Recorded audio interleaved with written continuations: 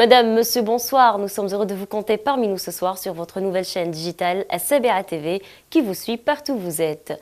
Nous venons d'apprendre que deux dossiers de poursuite contre l'ancien ministre Chekib Khalil et ses complices ont été transmis à la Cour suprême pour le chef d'inculpation d'infraction à la législation et à la réglementation d'échanges et des mouvements de capitaux de et vers l'étranger. Un communiqué de la Cour suprême explique que le second motif de poursuite est la conclusion de deux contrats par la compagnie Sonatrach avec deux entreprises étrangères en infraction à la loi.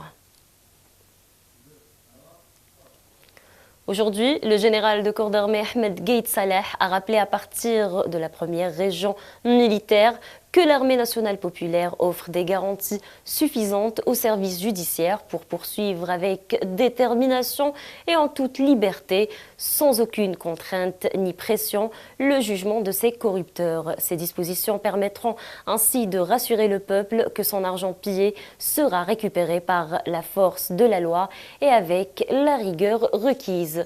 Le général de corps d'armée a affirmé que désormais l'ANP est prête à approuver toute proposition constructive et initiative utile allant dans le sens du dénouement de la crise et menant le pays vers la paix. Il a également réitéré son soutien au peuple algérien. Et depuis quelques jours en Algérie, nous assistons à des arrestations cascades. La justice a répondu à l'appel de Gaïd Salah et ne cesse d'auditionner des hommes d'affaires et des personnalités politiques, entre autres. Plus de détails dans cette feuille. Depuis plus de 2 semaines, la justice algérienne poursuit ses enquêtes préliminaires à l'encontre de plusieurs hommes d'affaires, dont certains interdits de sortie du territoire national. Cela a commencé le 31 mars dernier avec le PDG du groupe spécialisé dans les travaux publics et hydrauliques et ex-président du Forum des chefs d'entreprise Ali Haddad, poursuivi pour des affaires de corruption. Ce dernier se voit transféré dans la prison d'El Harrach. Puis vient le tour de l'ex-premier ministre Ahmadou Yahya et le ministre des Finances en exercice, également ex-gouverneur de la Banque d'Algérie Mohamed Loukal, sur la dilapidation des biens publics et octroi d'avantages illégaux. De ce fait, aucune suite n'a été donnée concernant les deux personnalités, hormis le démenti de Mohamed Loukal. Le lendemain, deux ex-généraux de l'armée, anciens commandants des régions militaires, Saïd Bey et Habib Chendouf, accusés de dissipation de recel d'armes et de munitions de guerre au profit des personnes non habilitées à les détenir. Lundi, c'est au tour du puissant homme d'affaires Issa Rabarab, patron du premier groupe Cévital privé en Algérie, ainsi que les 4 frères Kouninef, lesquels sont spécialisés dans le bâtiment, travaux publics et hydrauliques, d'être convoqués par la brigade d'investigation, auditionnés dans le cadre d'une enquête anticorruption et transférés à la prison d'El Harrach eux aussi. Cette série d'enquêtes judiciaires intervient dans un contexte de protestation populaire dénonçant la mauvaise gouvernance du pays et l'argent sale, et exige que des personnes impliquées soient portées devant les tribunaux. C'est aussi le cas de Sonatrach, Sonalgaz, Air Algérie, mais aussi Algérie Télécom.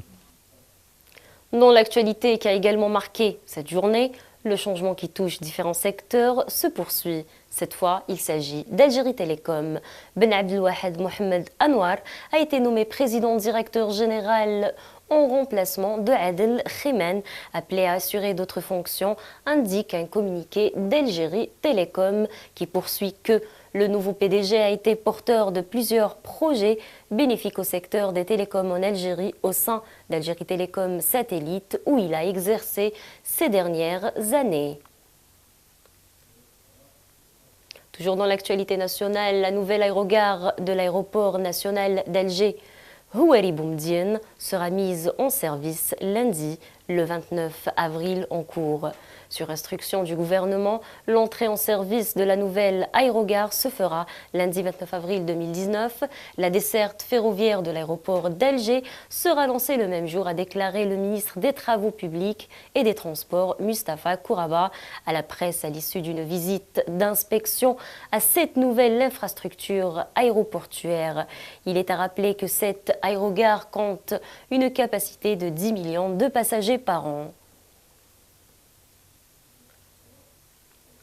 Et sur un autre registre, les accidents de la circulation ne cessent de faire des victimes. 37 personnes ont perdu la vie en seulement une semaine, ainsi que 1349 blessés, indique un bilan des services de la protection civile. La même source ajoute que la wilaya d'Oum-el-Bouakhi déplore le bilan le plus lourd avec le décès de 5 personnes alors que 18 autres ont été blessés dans 20 accidents de la route.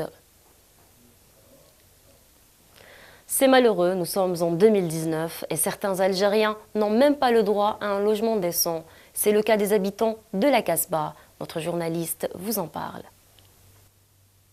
Dans les quartiers populaires d'Alger, une sourde colère gronde depuis le dernier incident qui a causé la mort de 6 personnes et l'effondrement d'une bâtisse, des constructions délabrées, fragilisées, qui créaient un déséquilibre social dans ces quartiers réputés socialement difficiles.